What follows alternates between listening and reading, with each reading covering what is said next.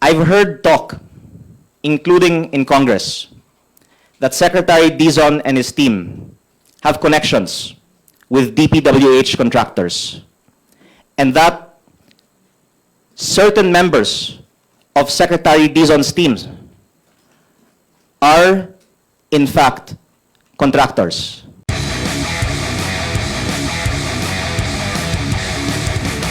Una po sa lahat, nandito po ako dahil trabaho ko na gawin ang lahat para sa ating distrito, tulad ng ibang mga kongresista. At marami po akong nakikitang mga dapat na reforma sa ating sistema. Bilang isang congressman, layunin ko na makakuha ang aking distrito ng fair share ng budget at ang ibang mga distrito ay dapat mabigyan din ng fair share. At pangalawa, gusto ko lang din naman ibaba ang presyo ng DPWH projects, sinabi ko po, ng 25% para maiwasan ang posibleng 150 billion pesos ng kickbacks. Kaya anuman ang susunod kong sasabihin ay nasa konteksto na may solusyon naman. At sinasabi ko po ito para sana tumulong si DPWH Secretary Vince Dizon sa mga solusyon na ito. My first point today is that contractors are part of writing the DPWH budget and allegedly pay DPWH officials for budgetary allocations from the non-allocable or so-called leadership fund that is prepared by the DPWH. And as I will say more about later, I heard that Secretary Dizon and his team have connections with contractors, and in the interest of transparency, should disclose all of their connections with contractors and any knowledge that they have on the possibility of kickbacks from DPWH projects. So that is the main point that I would like to bring up today that I will say more about later, that I am asking Secretary Vince Dizon to disclose any and all of his and his team's connections with current, past, or potential future contractors of DPWH projects. Because of the scrutiny on insertions in Congress and Senate, insertions have now moved to the National Expenditure Program that is supposedly prepared by only the DPWH. And according to flood control hearings, contractors submit lists of projects to DPWH, and payments are made as early as when they appear in the NEP, on the presumption that the district engineering offices will award the contracts to the contractors that pay for the projects to be inserted by the DPWH officials into the NEP. When DPWH was writing the 2026 NEP, my staff received Viber messages that I can ask that we share on the screen from my former district engineer. The Viber messages read, ito po yung isang 1B na for funding. Hiningi po ng isang contractor na tutulong magpa-release ng funds. Above is the list of proposed projects worth 600 million for a certain contractor. Yan ma'am ay dadalhin sa inyo at siya daw ang mag-aasikaso. Ito nga pala, dati na ding may nag-aasikaso ng pondo pero wala pa namang bumabalik sa amin na letter kung denied or hindi. Contractor sa regional office ang nag-request niyan dati ma'am, last year pa. And what we found out when the net came was one of the non-allocable projects of DPWH in my district. Perhaps kasama ito sa leadership funds na binanggit ni former Secretary Bonoan sa Senate Blue Ribbon Committee hearing. The point being that if this was how the NEP was written in my district, na bago lumabas ang NEP, pinakita sa akin ng isang DPWH official na ito ay ipapasok ng contractor at yan ay lumabas at nakatag as non-allocable, meaning hindi po ito proposed ng congressman. Ito po ay hindi nga magagalaw, kaya nga non-allocable ang tawag ng congressman. Ito po ay ipinasok ng DPWH na may pruweba tayo na galing sa kontraktor, baka sa ibang distrito, ang mga contractors ay may mga insertions din sa 2026 budget, which if we tie it together with the testimonies in the Senate Blue Ribbon Committee hearings na sabi daw nagkakaroon ng mga kickbacks paglabas pa lang ng NEP, it could well have been that there have already been projects that have been paid for in the 2026 NEP. And you could surmise there would be even more in other districts because the contractors, of course, don't have history dealing with me and would tend to put their projects in a district that the congressman will not interfere in rigging their bids in favor of them. And while I was newly elected, I was approached by people saying that contractors were in talks with DPWH to download or magpababa ng mga proyekto sa distrito ko. I have also heard that many of the projects being implemented from the 2025 budget in my district were also inserted this way, again, not through congressional insertions, but mga ipinasok ni Regional Director, ni USEC, baka mga kaibigan ni Secretary. This, I think the public should know, is how the DPWH budget, at least in my district, was written. Based on what I was told, may mga contractor na may mga kakilala daw sa DPWH na nagpapasok ng mga projects. At, again, weaving it together with the Senate testimonies, meron konsiderasyon. Kaya ipinapasok mga ito ng DPWH at ang mga contractor na yun ang nakakakuha ng mga kontratang ito.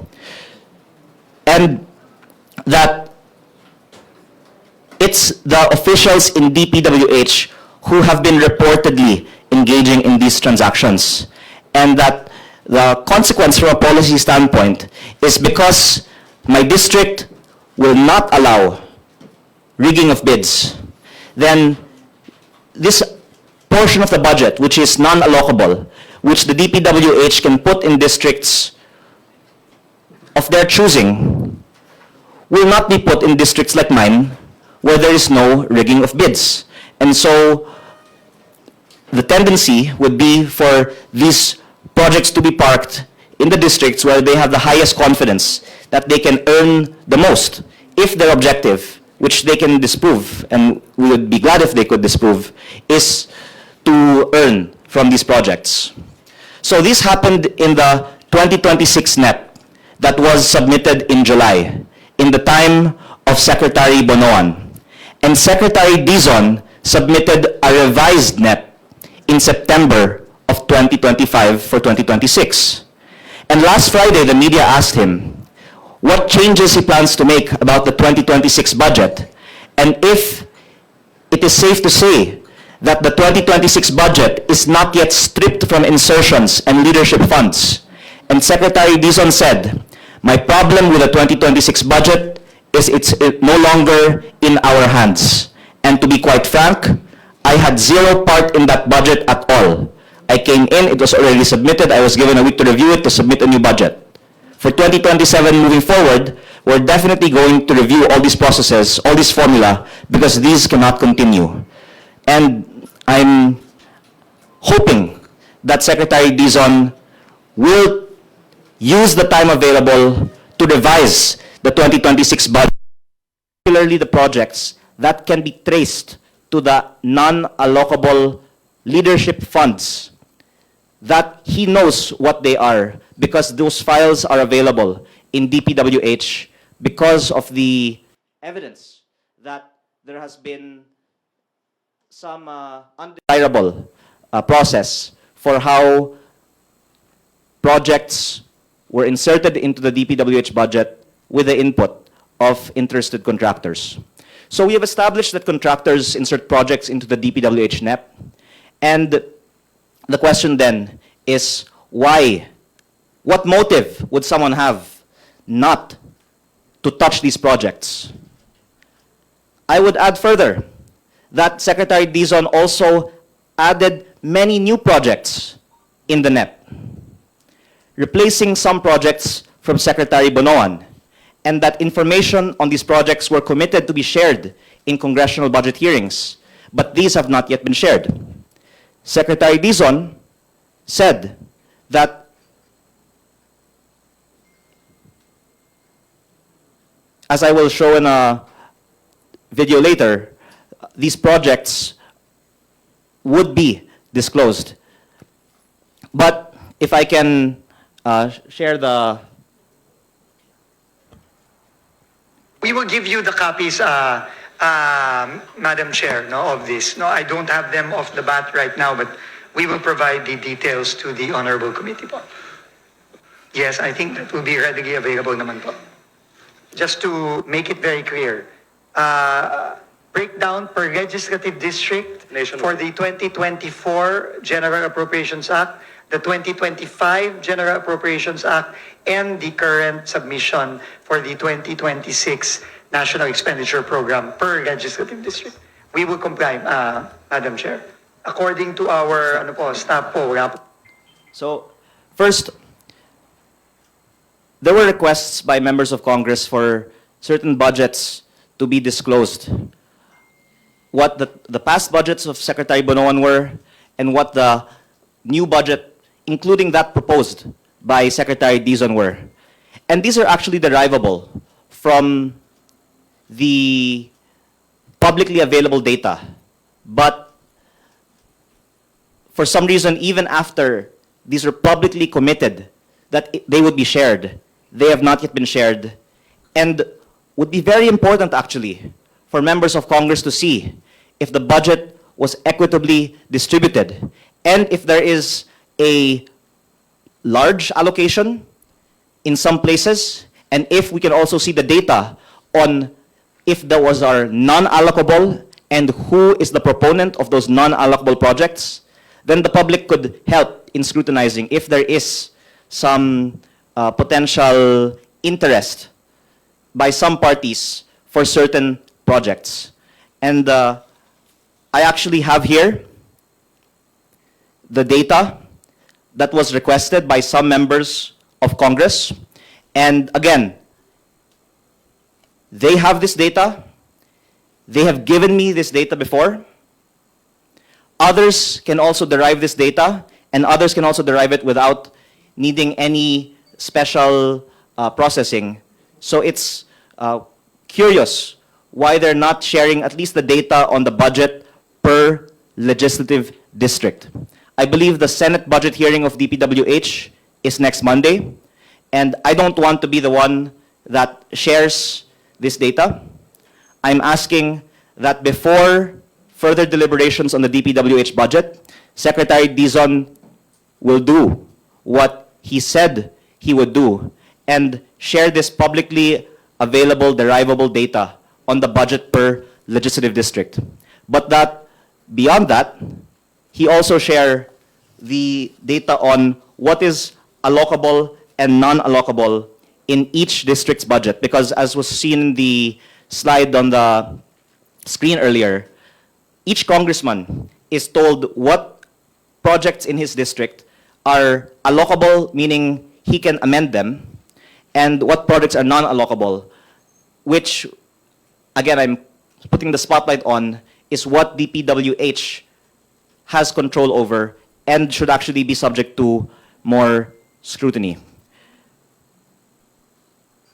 And again, the question is, why is there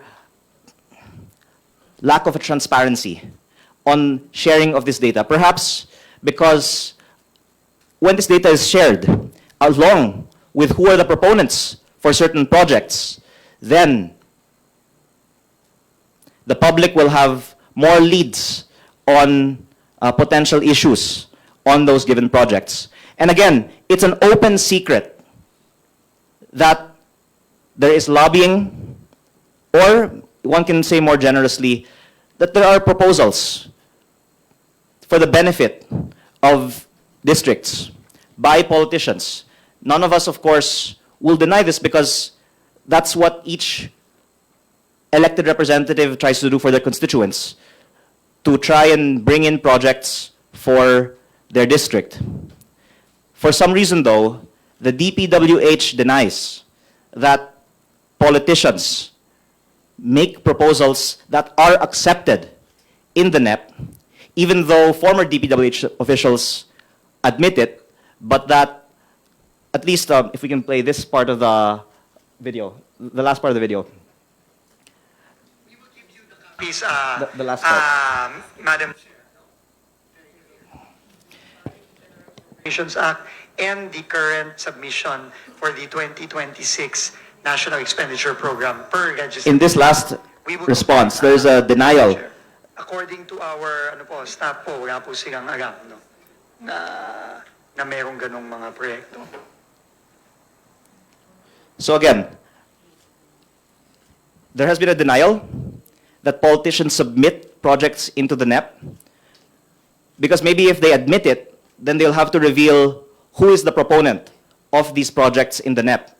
But if there's so much scrutiny on insertions in Congress, we should be even more closely examining insertions in the NEP, because doing so might be for some purpose to avoid scrutiny in Congress. And again, even members of Congress don't deny that they try and do this for their own district. As I said in my prefatory speech, it is my job to bring in projects for my district. So it's just in our interest to propose that our district be given more support by the national government. What we're asking for is transparency on the requests that were approved, and then once we see that data, then there could be more scrutiny on why those particular requests were approved. So, moving on, the question is, what is the potential motive for someone not to disclose all this data? I mentioned earlier that Secretary Dizon's NEP added many new projects. You can see that there was a reduction in the flood control budget of Secretary Bonoan to Secretary Dizon, of course, by a very big amount. But there was additions in asset preservation and also in multipurpose buildings in a total amount of around 75 billion pesos that was also raised by other members of Congress. Perhaps those were erratas of certain members of Congress, but it would also be helpful if Secretary Dizon could give a breakdown between the July NEP of Secretary Bonoan and the September NEP of Secretary Dizon. What are the changes? And if he could kindly explain the changes between the two NEPs. So, to go to the main point. As to the potential underlying undercurrent for all this, I've heard talk, including in Congress, that Secretary Dizon and his team have connections with DPWH contractors, and that certain members of Secretary Dizon's teams are, in fact, contractors.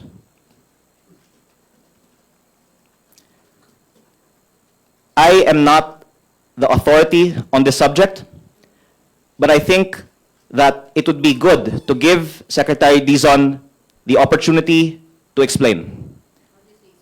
Of course, everyone knows people. So to say that Secretary Dizon knows DPWH contractors is not to say that there's anything inappropriate happening. Now, if he or members of his team have some proven interest in companies with DPWH contracts, and what I heard is that it's not him who is a contractor, it's a member or members of his team who are contractors. And how exactly, I am not the authority. But I have been told that this is actually known by many in Congress now, then the question is, if it's true that new appointees in DPWH have interests in companies that do business with DPWH,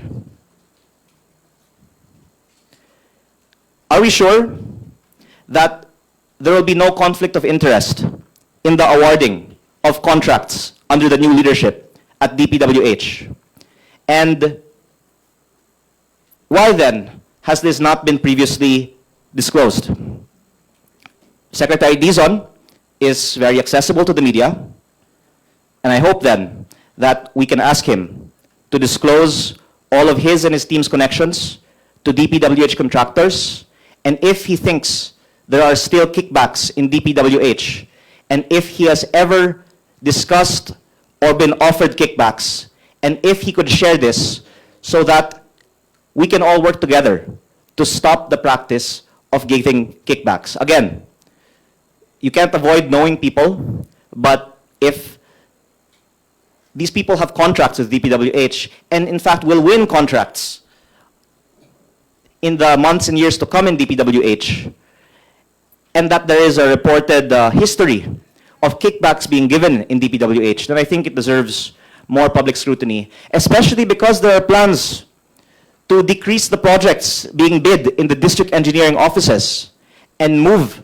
procurement to the regional or even central office. Could it be that these reforms in DPWH will not actually reduce corruption, but will transfer the benefits of it to another level or another group of parties or contractors? And again, I don't want to say this too authoritatively, but someone actually just told me before I arrived here now that not only did one person tell me that they heard that members of the team are actually contractors, that other members of the team have already been meeting with contractors outside of DPWH at may hinihingi na daw. So maybe Secretary Dizon can also check with all of his appointees who are the contractors, if any, that they have met since their appointment and what they discussed in those meetings. It's actually quite tragic because I know that so many people have so much hope for Secretary Dizon's leadership in the DPWH, as do I. And I hope then that he can be transparent on, even if it's not from him, but any attempted offers, any opportunities that he has had to talk with contractors or for his team to, any offers for kickbacks that have been made. So, again, this is all in the context of there being a history of this also happening in DPWH. And again, multiple sources telling me and saying that this is known already by many.